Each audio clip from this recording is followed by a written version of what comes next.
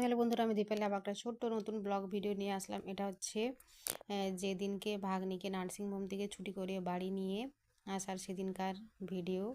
তাই তোমাদের মাঝে শেয়ার করলাম। দেখো, আমরা কিন্তু আনার জন্য বেরিয়ে পড়েছি। আমি আছি, শ্বশুরমশাই আছে, বড়মশাই রয়েছে, আর ভাগ্নিরা নার্সিংহোমে ওয়েট করছে। দু দু তিন দিন যে কি কষ্ট করে রাখা হয়েছিল তাকে, তার একমাত্র তার মা জানে, আর যার সঙ্গে যে ছিল সেই জানে। কারণ বাচ্চা তো এক জায়গায় তাদের মন বসে না, শুধু ঘুরে বেড়ায় তাদের মন। এই দেখো, কথা বলতে বলতে তো পৌঁছেই গেলাম ঝাড়গ্রাম শ্রীরাম নার্সিংহোমে।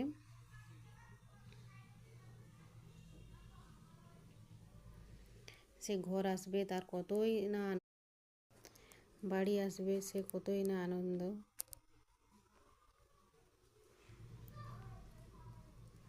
এ দেখো, পৌঁছে গেলাম ঝাড়গ্রাম শ্রীরাম নার্সিংহোমে। তো আর কিছুক্ষণের অপেক্ষা, আর থাকতে হবে না এখানে, তাকে বাড়ি নিয়ে আসবো। এ দেখো, তাদেরকে নিয়ে চলে এসেছি। এ দেখো তার হাসি হাসি মুখ। চলো, আমরা এখন গাড়িতে ওয়েট করছি। আর ওর মামা আর ওর বাবা কিছু কাগজপত্র জমা দিতে গেছে, তো আসলে পরে